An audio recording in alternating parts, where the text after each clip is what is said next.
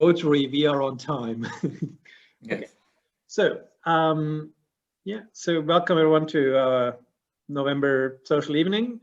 We have our own David Egan speaking today. Now, I don't think I need to introduce David himself, because given that he was past president, district governor, and everybody on here probably does know him fairly well. But just to give you a little bit where the talk itself is coming from. So obviously David, after joining Rotary in 1985, and developing a passion for kind of positive change and kind of like history at the same time, and being drafted in the history committee of the club, was essentially kind of like putting the things together and then kind of like thinking about how can we stem the decline of Rotary that was visible over the last few decades, and kind of like how to revitalize the club and kind of like see positive change there. And so that developed over the last decade. And there are obviously ongoing projects and on a larger scale than just a club. So I think he also will get to that point a little bit. But I think at this stage, it's like there's not much point more in me kind of talking about David and just let David talk for himself. Okay, so you're an old dog, and that's a new trick. Yeah, Rajiv asked me to talk about history and change. I changed it to change and history. Really, they're synonymous, of course. And on this picture, we have Rotary Adelaide, part of our old logo, but it's actually now called Rotary Adelaide, so that's changed. And we have an old picture of King William Street. Now, in our we had our conference about 18 months, 2 years ago now. The Rotary Club Adelaide led conference, and we had a speaker there by the name of Andrew Lunig, who was a futurist, and he used this term about ancient wisdom, which I found interesting. He actually said if more people had a greater knowledge of history, we might not make the same mistakes over and over. And he went on to say that ancient wisdom is really not something that's soft, it's actually something that's hard-asked thought processes about not making those mistakes as you manage change. And so I don't know whether you can see that, because but this quote says people without the knowledge of their past history, origin and culture is like a tree without the roots. And it's said by Marcus Garvey, and I think that's so true, because organisations are life, you know, they're like a life, they're a living thing, and it's really important. So I think that's an important part of wisdom. And the other guy was Charles Darwin, who said that, you know, it's not just the strong and the most intelligent that survive. In fact, it's not necessarily them at all, but it's those who are most responsive to change. And so that's relevant to our discussion.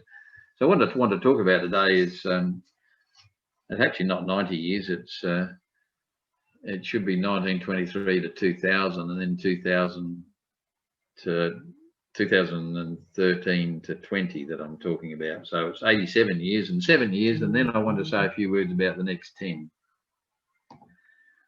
But I can't say anything without first of all talking about this bloke, Colin, which I've already spoken about. And there's Colin with his, a lot of people like Rob Falconer will remember Colin, always had his hand out to meet you at Rotary. In his year, he was the president of Rotary in 1989-90, and the theme was enjoy Rotary, but Colin changed it to extend the right hand of fellowship and enjoy Rotary.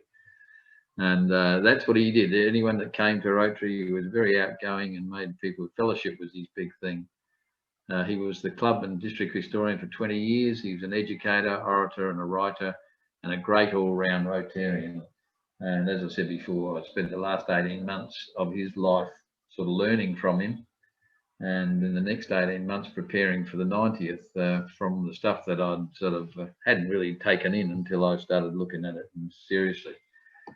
Also, here's a cut picture of Colin with Madeline, who, as you know, is on this link with us. And for those that don't know, Madeline was 20 years as our honorary secretary, our office secretary, if you could call it.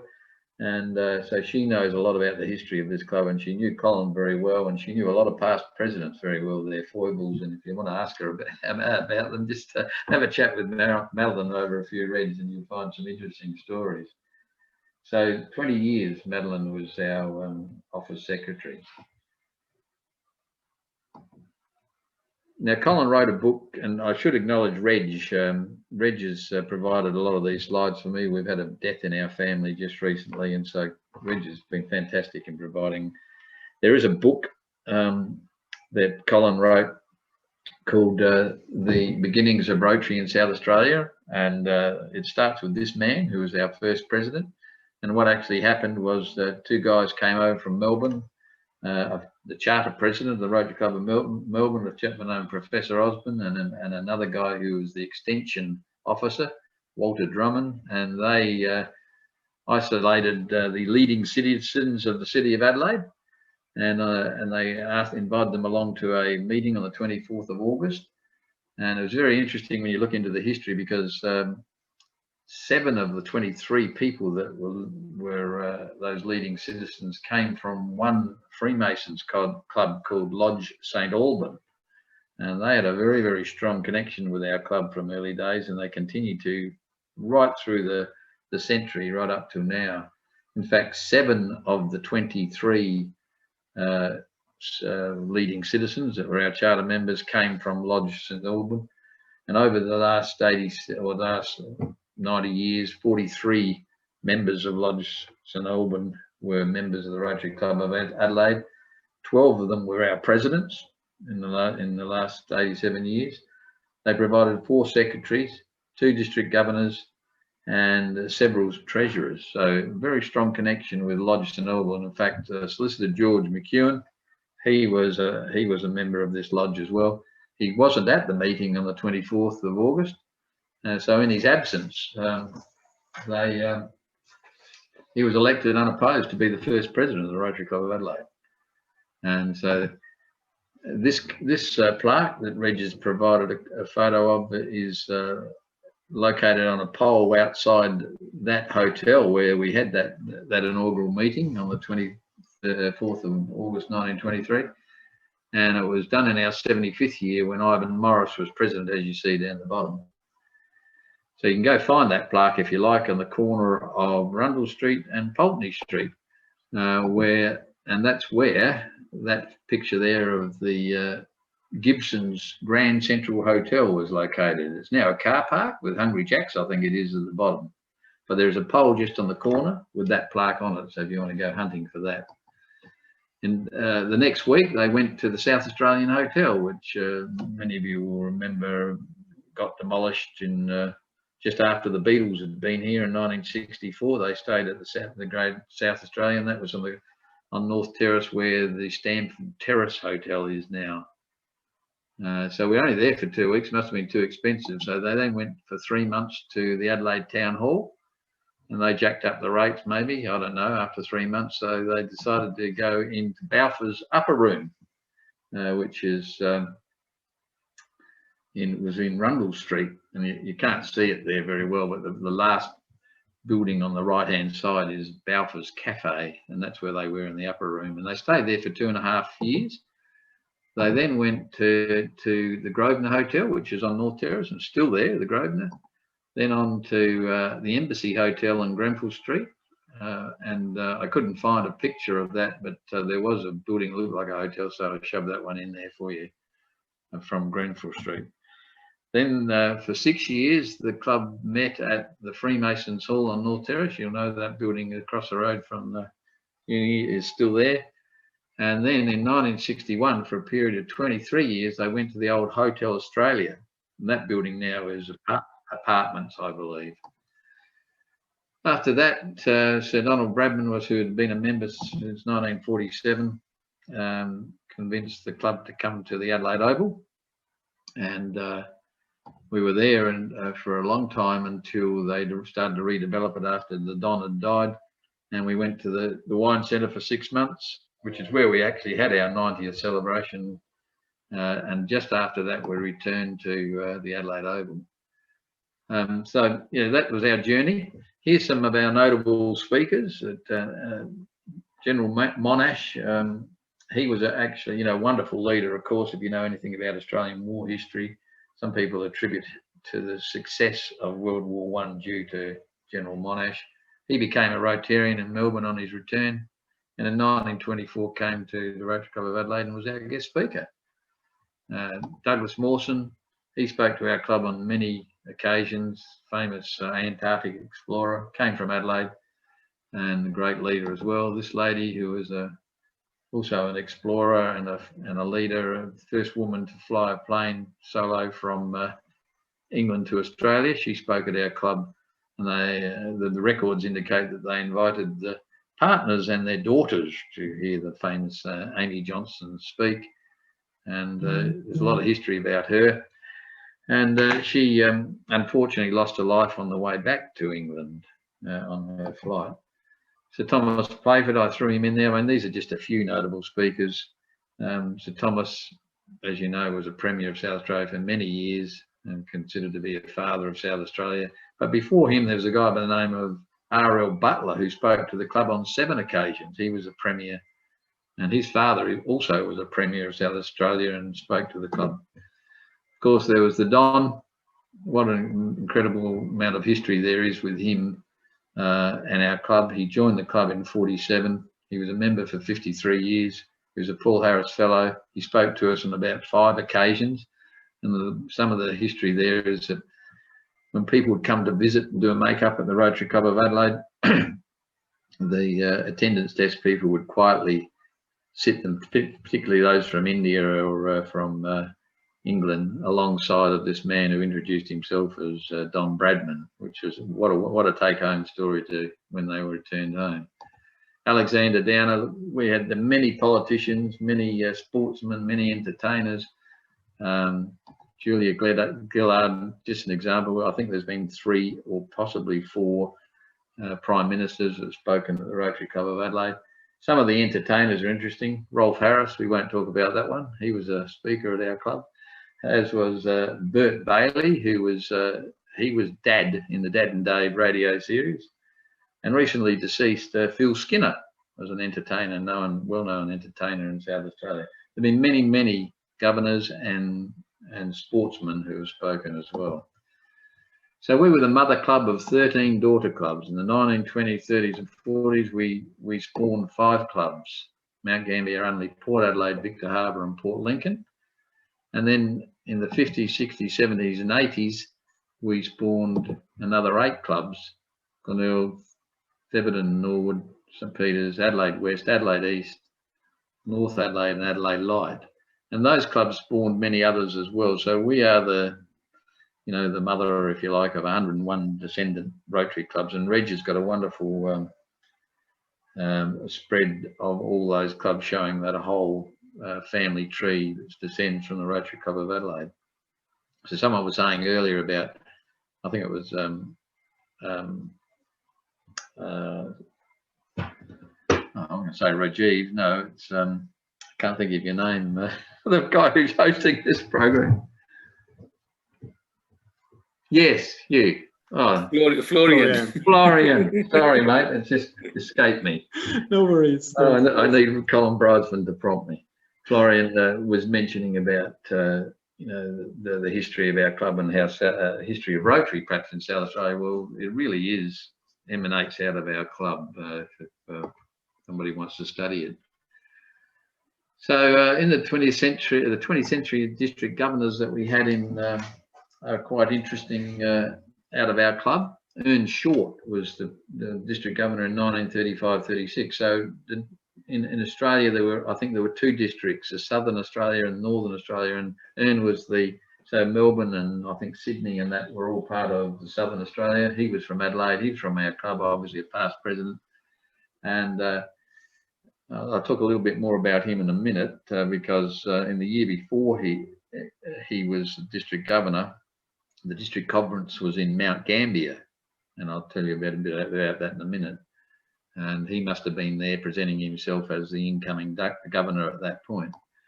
Len Clarkson, and he was the son of one of our charter members. If you look at our charter members, there is a list of them. There are really important family history names of South Australia.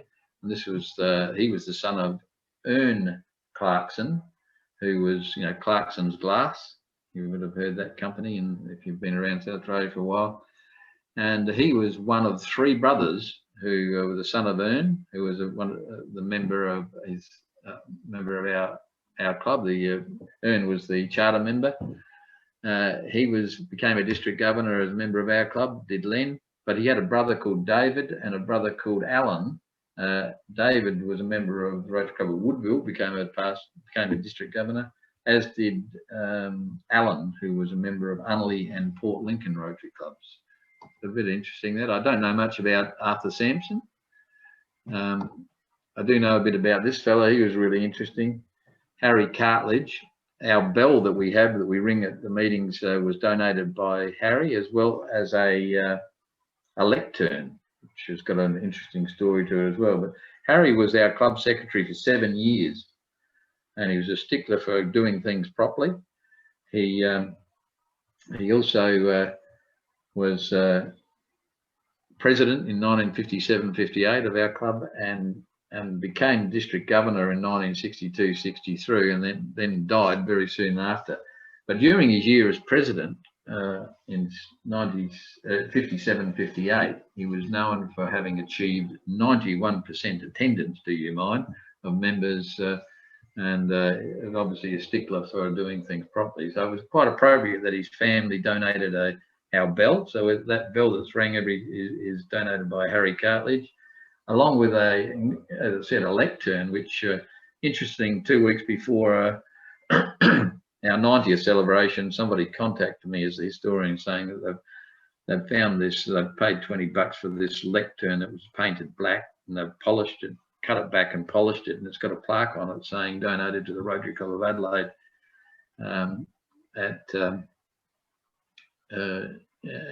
by Harry Cartledge. Do you want it? Of course, we wanted it. I don't know how it got there, but it was at a football club auction in Murray Bridge. So we've now got that in our archives as well. So that's Harry. Phil Cairns, can't tell you too much about him. Claire Rogers, he was a member of of course, all these guys are past presidents.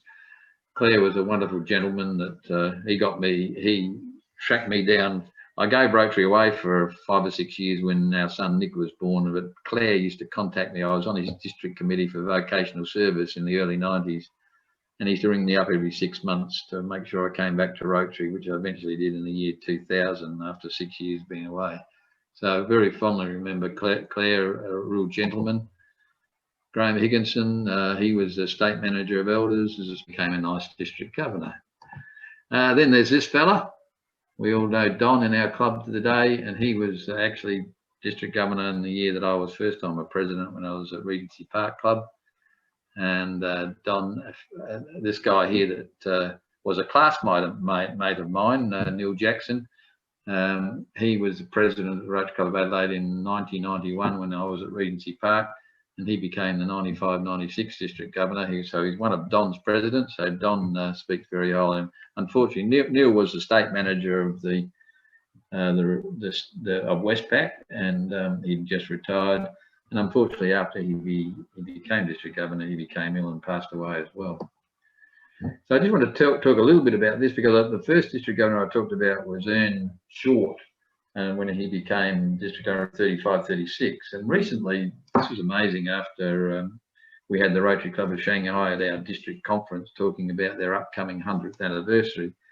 Somebody contacted me and said that they'd heard about this Dr. Fong Fu Sek at our district conference, and because he was the 1931 president of the Rotary Club of Shanghai, and he then went on to the RI board as a director, and in 1934 he was asked by the RI president to go to Australia to represent the president and go to the conference at Mount Gambier, which Ern Short would have been at, and then he planted a tree, and this plaque was just found in a boot sale by a member of Rotary from West Lakes who just heard about it at the Rotary Club of at our district conference.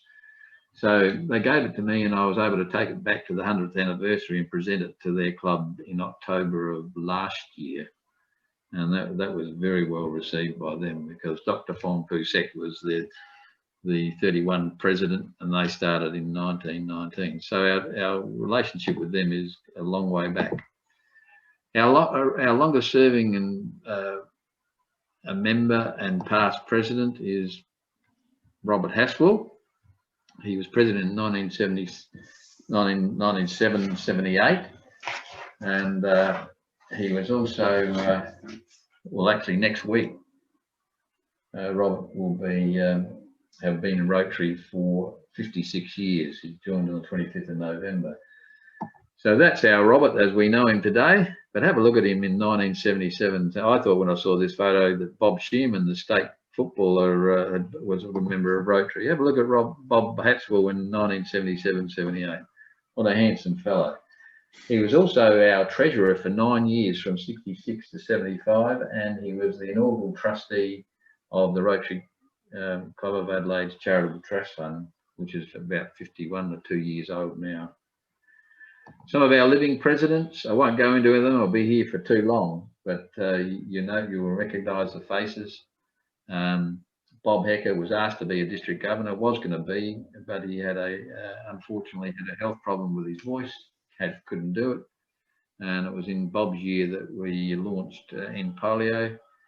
I've got to mention Rob Mottram. I know he's on there, not just because he's on there, because the Mottram dynasty is synonymous with history in Rotary. Rob's grandfather, Philip, joined Rotary in 1924. His father was a member of the Rotary Club of Adelaide, so was Philip. He was a 1924 member of our club. Rob and David, as you know, are members of our club and long-time wonderful members of our club. And Rob's son, Philip, and his daughter, I don't know her name, Rob could probably tell us, I believe are also Rotarians. So 4 generations of Rotarians there, that's synonymous with Rotary Club of Adelaide history.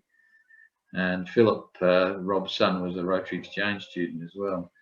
Also, I need to recognise John Seaton, because the Seaton name, John and David Seaton's father was a member of our club, but I'm not quite sure the year. Some more recent ones, and still with us, but maybe not for a long time, some of them.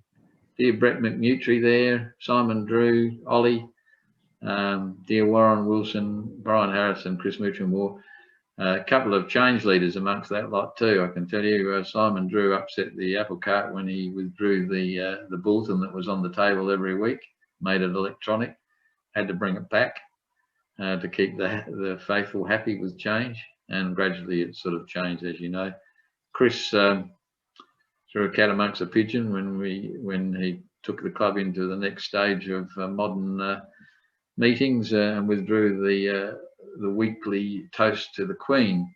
That was a very interesting time for the club as well, and sometimes it needs courage to be a change leader. Here's some historical service impacts of our club in the 20s, 30s and 40s.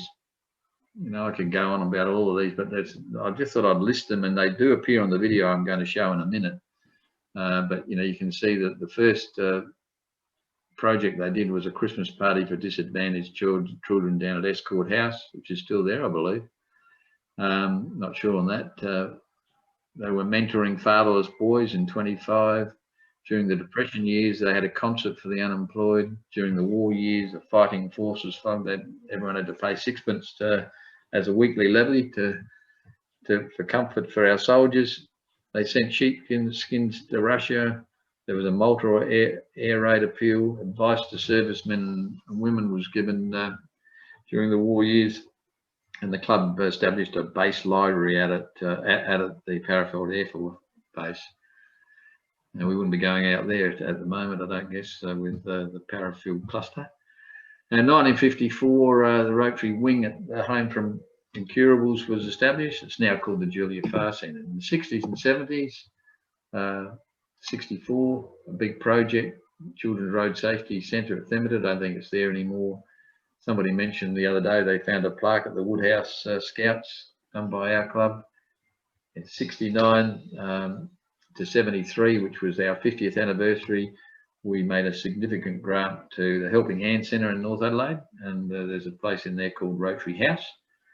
And in 1971, we were instrumental with the start of Medic Alert, the Modbury Village for the elderly in 74, 75. Somebody donated 13 acres of land via our club, and we contributed 80 grand to help out establishing a village for the elderly. Bridging the Gap was a big project in 85, and they even had an office in the Myer Centre which Reg was talking about the other day, to assist young people who were looking for jobs.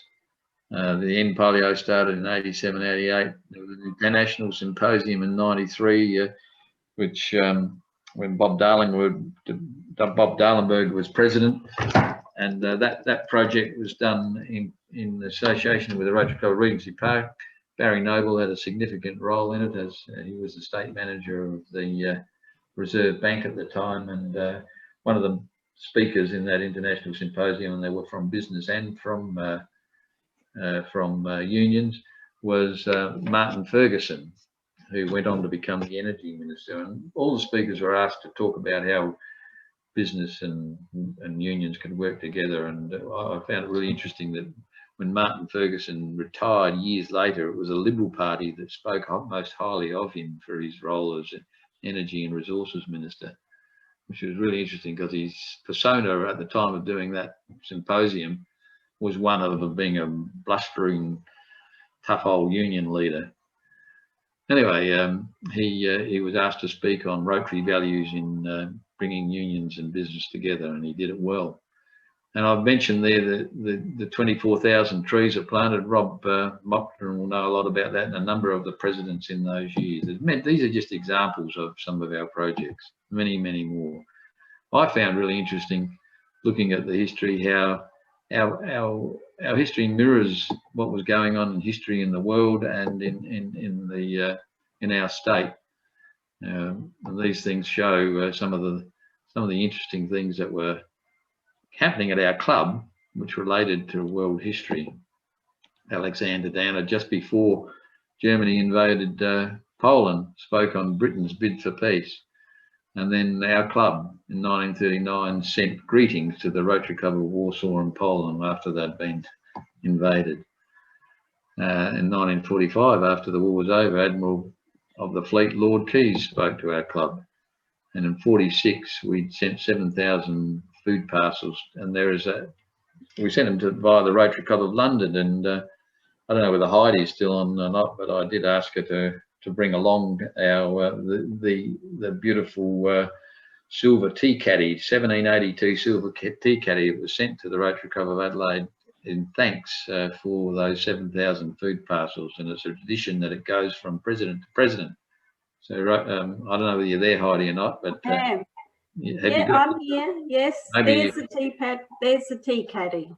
I don't know if people can see, but maybe you'll show you after we finish. You can show it them. Okay. In 56, the club was heavily involved in River Murray flood relief, and that was the year dear old Ralph Astor joined our club in 56 and passed away recently. And in 75, the club did a lot with. So looking at that, it's all about the world and Australian history and South Australian history. So when we did the 90th celebration, what actually happened was I studied all this stuff. But how do you convey that in a luncheon to celebrate? No, it's too much, as you're probably thinking already. So we did I must acknowledge Jeffrey Reed, who's no longer a member of our club, but Jeffrey produced this video with all these pictures that I gave him and a bit of the history. And Peter Neal produced another very nice booklet that we had at the luncheon with a lot of this information I've been talking about. And also Ollie Clark produced the music of this video. So it's a collective of a number of people coming together. So let's have a quick look at it. People complained when we did this, it only goes for 4 minutes, but they just couldn't dwell on each of the pictures long enough. So like you've been showing them for a longer time. So enjoy it for what it is. It was just designed for a luncheon video, and here it goes.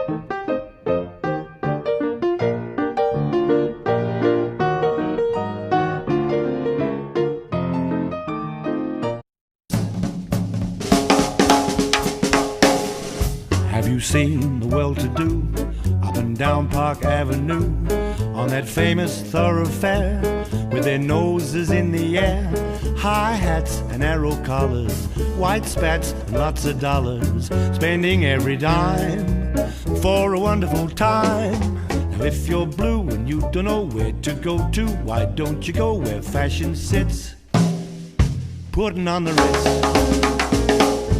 Different types of wear-a-day clothes, pants with stripes and cutaway coat, perfect fits, putting on the Ritz. Dressed up like $1 million trooper, trying hard to look like Gary Cooper, a super duper. Come, let's mix where Rockefellers walk with sticks or umbrellas in their midst, putting on the Ritz.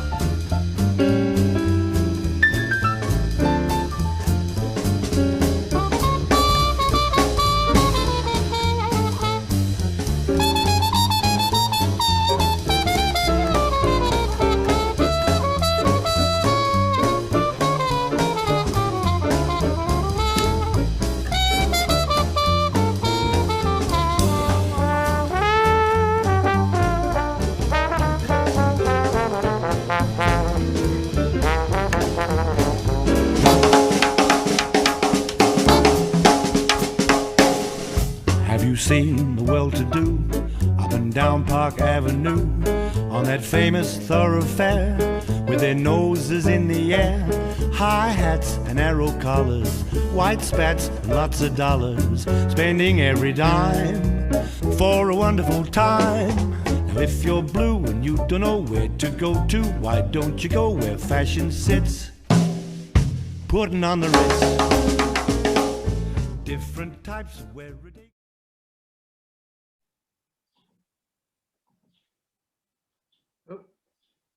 So there you go. I'll just go back one.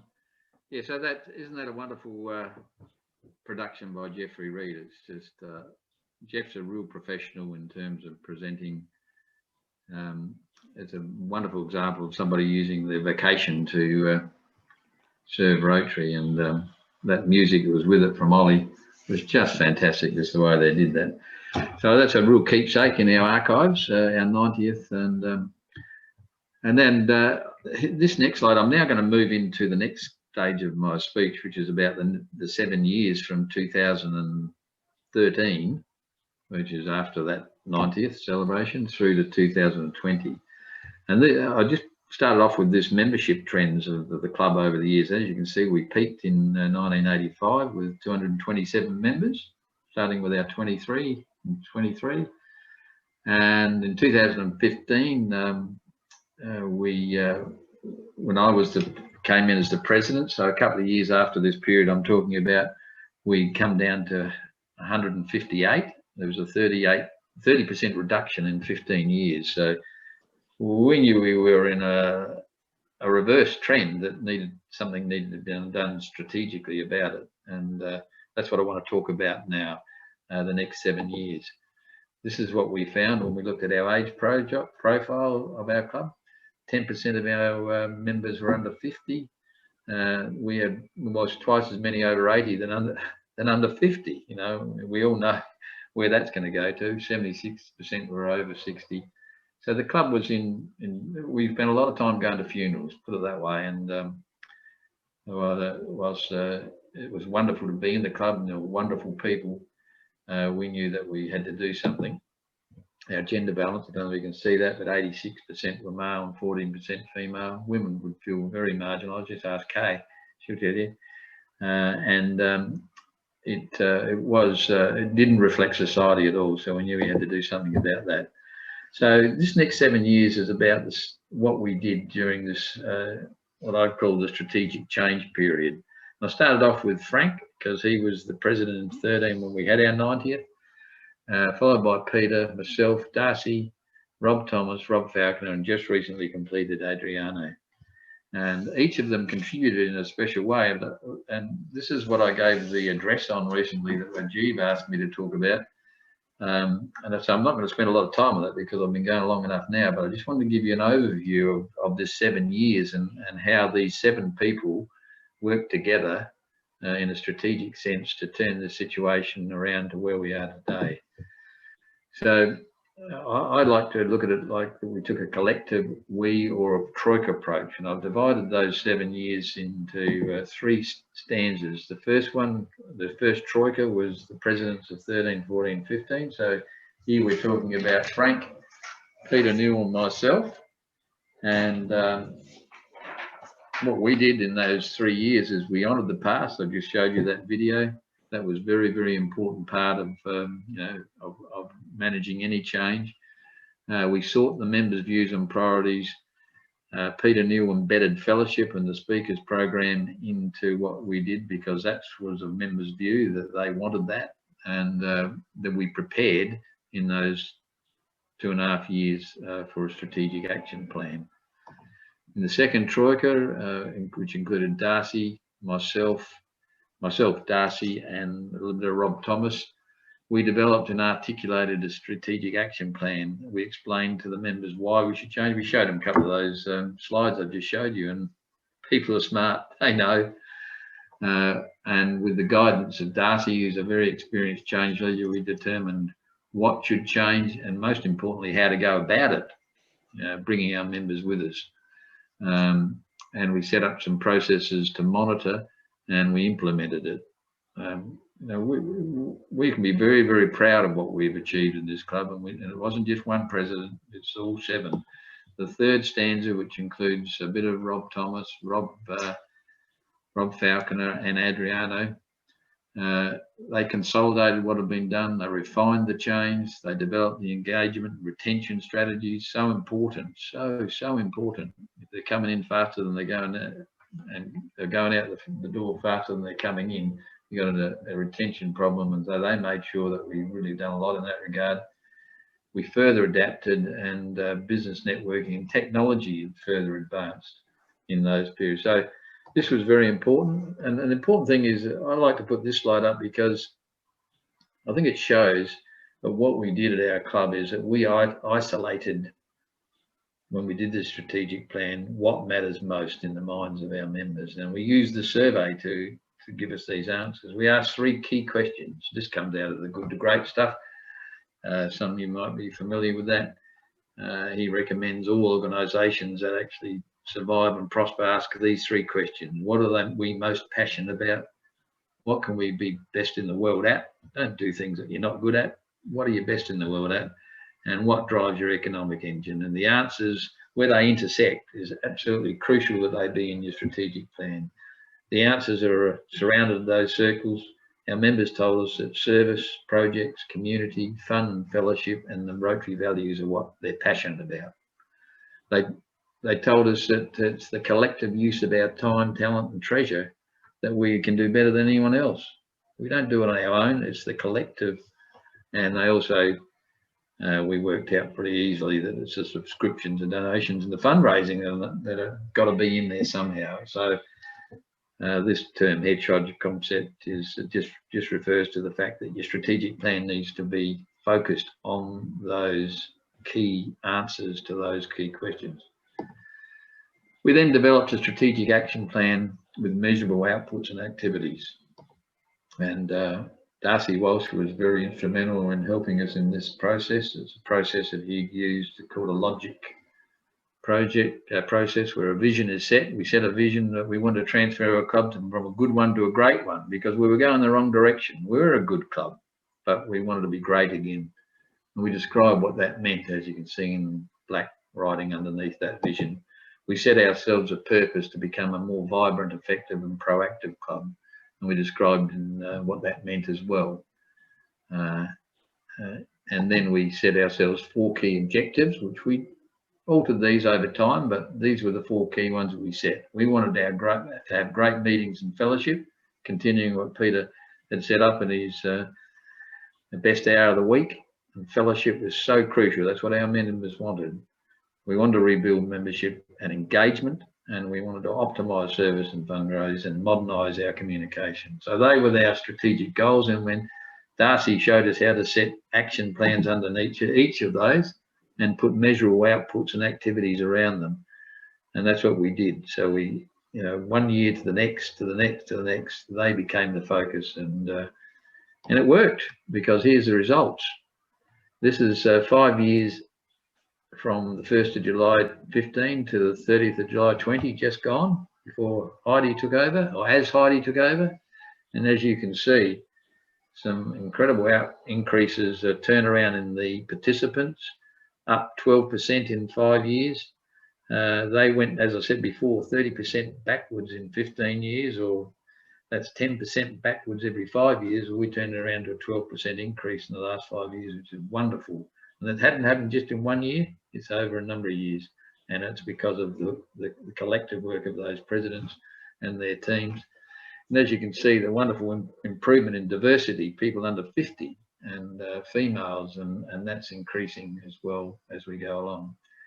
So great outcomes, but more important than those numbers was also the engagement of our members and the greater output of service that has occurred.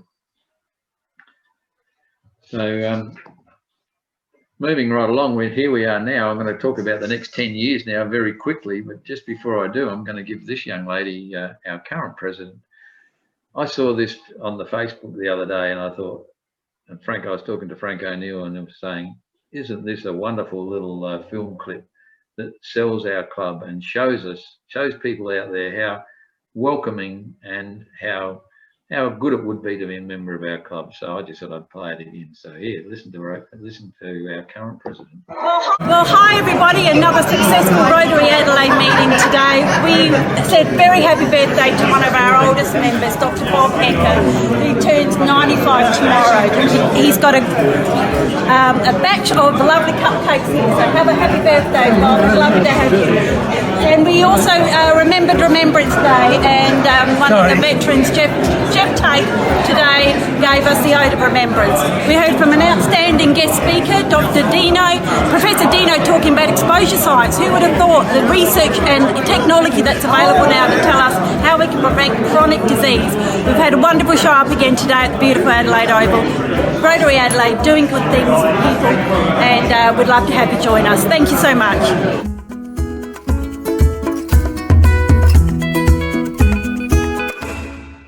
Isn't that wonderful? You know, when I saw that, I thought, gee, Rotary's changed from 20 years ago. Even from 5 years ago, I can't imagine myself doing that. And yeah, we really are embracing. So you're doing a wonderful job, Heidi, and taking us forward. And tomorrow, of course, we have the next stage of our future planning, with Greg Nagy giving us the way forward as a result of that wonderful event that he conducted. And you may or may not know, but Greg's been using his vocation not only to help our club, but also to help the Rotary, the regional pilot project, which I'm going to talk a bit about now. So the next 10 years with President Heidi for the next 9 months or whatever it is, and others, taking us forward over the next 100 and into the 2030. I'm talking about that period. We don't know what's happening, but I just want to update you with what what is happening at a regional and also at a international level in terms of Rotary. Much of it led, I'm proud to say, by Rotary Club of Adelaide members. This quote here was from 1935, and Paul Harris had said it then. Imagine the change that happened in the 10 years after he made that change. Rotary will have to change. The world changes, and the world's changing at the moment. In 2018, our club, well, just before, can I just say, in 2018, in January of 2018, it was a great pleasure of mine when I was training to be the district governor to see the Rotary Club of Adelaide showcased at the International Assembly in a speech that was given, it was titled How to Manage Change. And some of those slides I've showed you were presented by RI Director from Australia, Noel Travascus. That was a wonderful, proud moment. In September of 18, in Hobart, the district governors, the 25, 26 district governors of Australia and New Zealand got together and unanimously agreed that we need to follow a similar change project that the Rotary Club of Adelaide has done in the last 5 years, and petition the RI board to do that regionally in Australia and New Zealand. So a petition was put forward to the board, it was approved, and so for the last 2 years that project's been running, and there's a core team of 7 people, and 3 of those people were from the Rotary Club of Adelaide. Darcy Walsh, who's the project manager, Rafaela Oast, who's his assistant. Raf's doing an MBA in strategic change and change management, and myself. And I'm delighted to tell you that we just recently did an update to the RI board, and tomorrow, believe it or not, this man, Barry Rasson, who was the RI president in the year that I was the DG, is going to present to the RI board the update of the regional plan for Australia and New Zealand, of the work that we've done in the last 2 years. And Barry said when he was RI president that he wanted it to be the inspiration for positive change, facing today's challenges head on with courage, optimism and creativity. And that's what we've done at the Rotary Club of Adelaide, and that's we've carried it on into a regional aspect. So Barry's presenting our updated report, but at the same time Barry is the chair of Shaping Rotary's Future Committee. This is a committee that was first chaired by Ian Risley after he finished his year as the RI president. That's the Australian RI president, and Barry is the current chair. And unknown to Darcy and myself and our regional team until about 6 months ago, Barry was tackling the same challenge of how to revitalise Rotary with the resources of Rotary International. And so he's seeking the approval of the RI board tomorrow. Not only is he presenting Australia's update on where they're at, but he's presenting seeking the approval of the RI board to commence pilots of 100 districts around the world in a regional approach to governance. So that's happening tomorrow, believe it or not, 18th and 19th of November. And Darcy and myself are very keenly wanting to hear about what will happen, because change doesn't come easy, as we all know. And in fact, love this man, Mahatma Gandhi, said he was making a comment about how hard change is in any organisation, but he also added a small group of determined and never underestimate that a small group of determined and like-minded people can change the whole course of history. I'd like to think that that's the case, and that's what we've been working on. But let me finish this presentation, because the next 10 years is before us, but there are some things that never change, and I'd like to finish it with a quote out of Colin Brydeson's book, the epilogue in that book, and this is what Colin wrote in the book. I believe the future of Rotary is assured because its aims and goals remain ever valid in a changing world. Thanks to wise leaders, the club, can't quite read that because it's espouses the worth of fellowship and the value of all occupations as a means of serving society will be successful, I think he was saying. These core elements have underpinned our club's success over its journey, and I'm confident they will do so in the future. So there you are, nice way to finish with Colin's words. I think our club can be very proud of its history and very proud of its leadership in change, and let's see what happens next. Happy to answer any questions, Florian. Sorry I forgot your name. No worries. Okay. Can you stop this? Do we clap? Do we clap? Yeah. That's, okay. Well, thanks, David. Yeah. So obviously we are kind of at time, but obviously if people have any questions, I think David is more than happy to answer. Yeah. I think it should be acknowledged that David and Darcy, Darcy Walsh, have put a huge amount of effort into what they've been working on.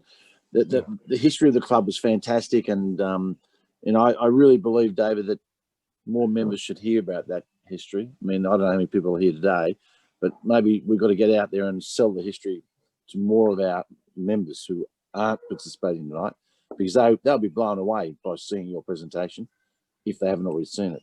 But Darcy Walsh and David Egan, big thanks from us to you for being the inspiration over the last few years in running these particular projects and getting the club to where it's at. A lot of it's due to you guys. Thanks very much. But it is a collective, Rob, isn't it? We've done it together. And the important thing is, and I think this is what I'm really looking forward to hearing from Greg tomorrow, because he's picked up on some of those themes. It's not just done by one person or just a couple. It's actually the combination of people using their particular vocational talents that actually makes things work in Rotary.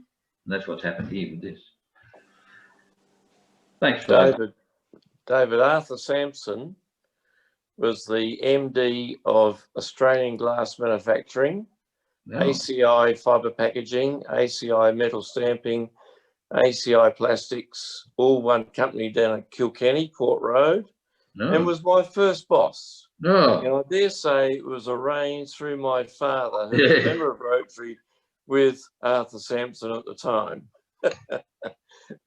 But yes, he was interesting fellow, and I think he left Adelaide Rotary and went to Melbourne. He was transferred to Melbourne with Australian Glass, or ACI Consolidated.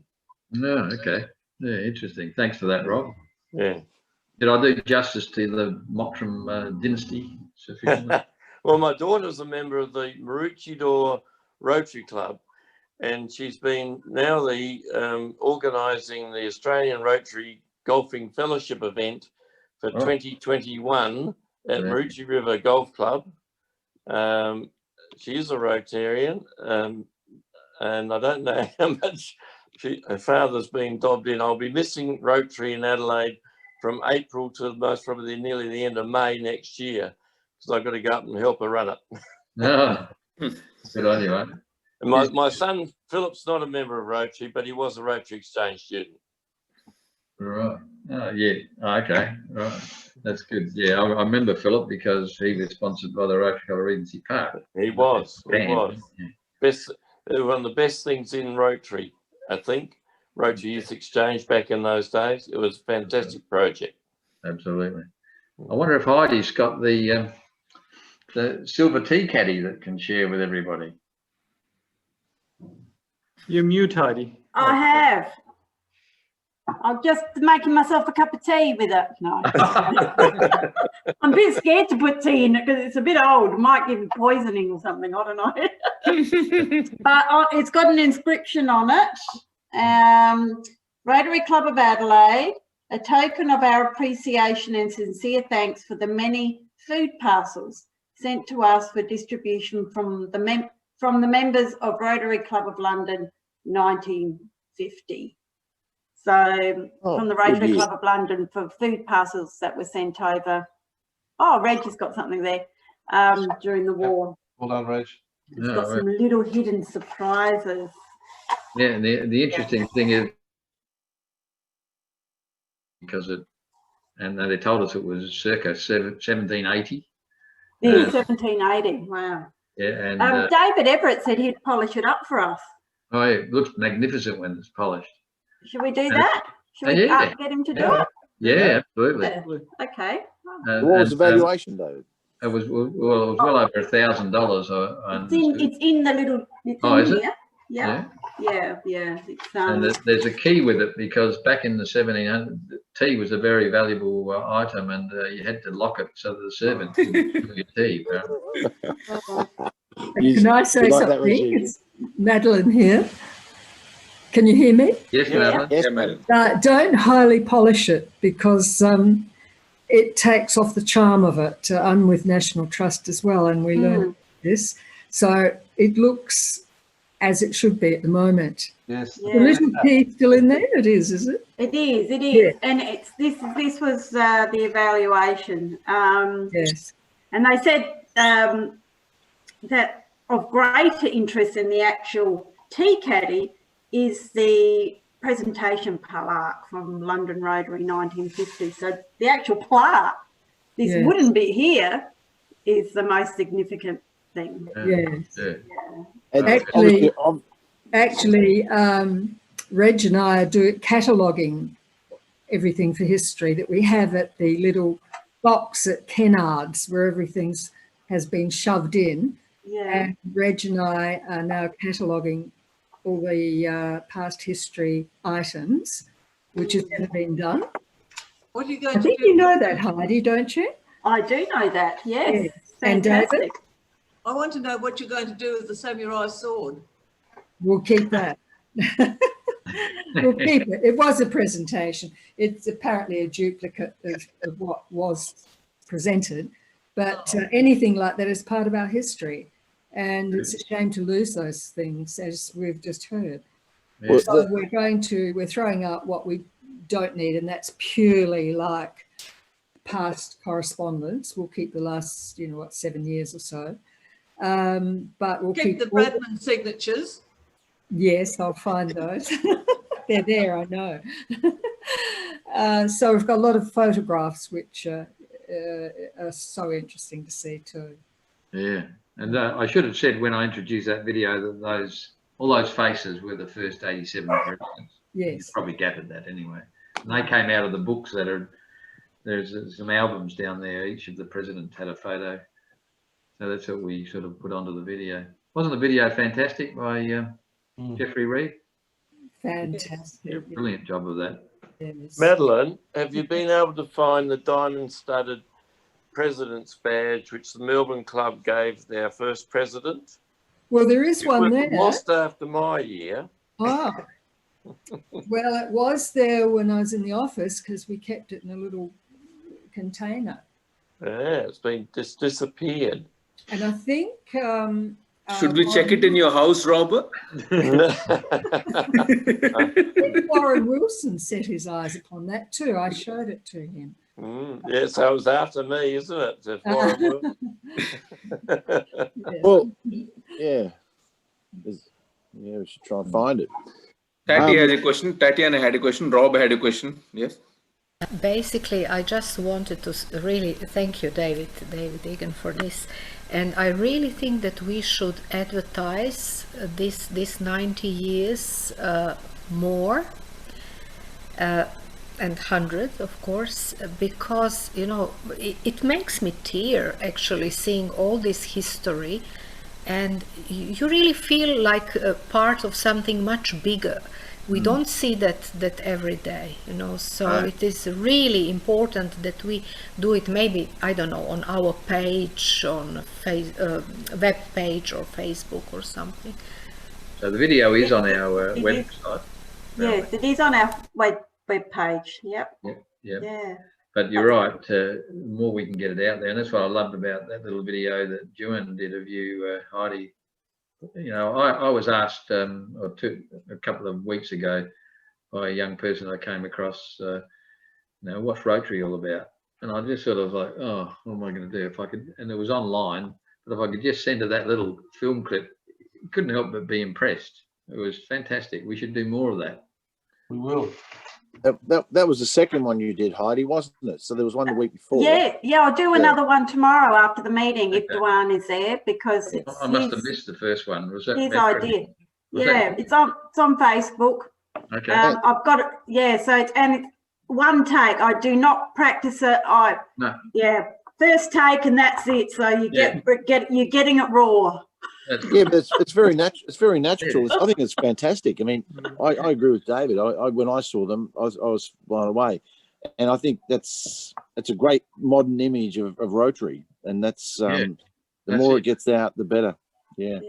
And that's what part of our problem was, isn't it, Darcy? That the public image of Rotary is of all these old fellas who are very staid, and whereas that video, that little one, shows that we value those people, but it's also we're modern. We've got a female president for one thing. Yeah. Oh, that's great. I agree. Yeah. So if you're there at the meeting tomorrow, I may grab you to be in it. That'll keep them away.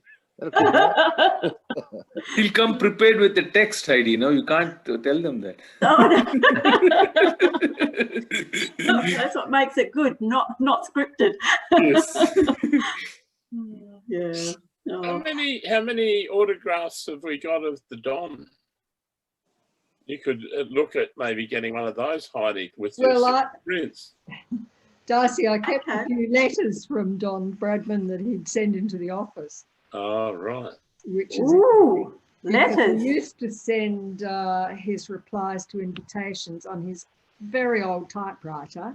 He'd clack away. You should see it. The ribbon was just visible. And he'd sign it. But we do have some written notes in his beautiful script as well. He had a good signature. Yes. Yeah. Yeah, so it's a very rich history that we have. It's and the fact that we're a club that's leading change, I think, is something that we should all be really proud of. We've got some tapes of the Don's presentations of the club that we gave away as a table prize. Reg has got one. Reg is showing it, Darcy. Yeah. There's still quite a few of them we have 2 in the cupboards. Quite a few. If you want to use them, there's a lot. Yeah, we haven't cut on to CDs, and one per table for a table price. Yeah. There's also a speech by Judge Michael Bowring on the 4-way test. Yes.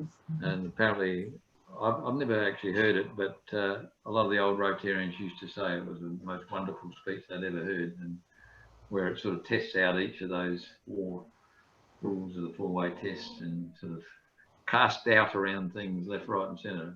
Yeah, must have been very good. I think we still have it, David. Have we? Oh, I think in the cupboard we'll find it. Because those sort of things can be transferred into modern technology, I believe, can't they?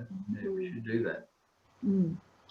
Yeah, there's a lot of great things that are going to come out of the 100-year celebrations committee. So if anybody is particularly interested in history and restoring and telling the stories, please come along and join the centenary committee, because we're looking for more people to get involved. Madeline, have you been able to find? There's a quantity of songbooks. I'm thinking. Yes, I saw them the other day. Yes, Reg and I meet every Thursday morning for about 2 hours, and I did see them. Oh, good girl. Well, hang on to them, because Heidi's setting up this choir. Oh. And I think that we should give the choir a group of these songbooks. And at one of the centenary events, this choir can choose a couple of the songs and get, sing them to the club. Yes. We've got a couple of members of the choir online. I can see you smiling. So remember that. Can you please take that back to your choir class? Thank you. Oh, Who are they? Did you see Anne McIntosh's printed comment? You may regret that, Rob Mottram. Oh, yes. So there's members of the choir, okay, well, I can see. You put your hand up Yeah, there you go. Yeah, Teddy. There's a How few can you others. see that? Yeah. How can you see You'd that? be interested in hearing this little snippet from out of our 90th program. There was a bit about singing. Singing was introduced at our club meetings in the meetings in 1924 because it was believed that singing broke down inhibitions and helped unite members. And not long after the Rotary Club of Adelaide formed a choir that performed at local institutions and at changeover and Christmas functions, and singing continued until 1974-75. Fantastic. The Beatles took over after that, I think. Now it's come back. Can you share that with Yachty? She'd be really keen to hear that. Yeah. Yeah. Thank you. Thanks, Eddie. Yeah, Thanks, thank Florian. Thank Thank you. Well done. Thank you. Bye. Thanks, Yeah, everybody. well done, David. Thanks, David. Wonderful speech. Thanks, David. And Rach. Thanks.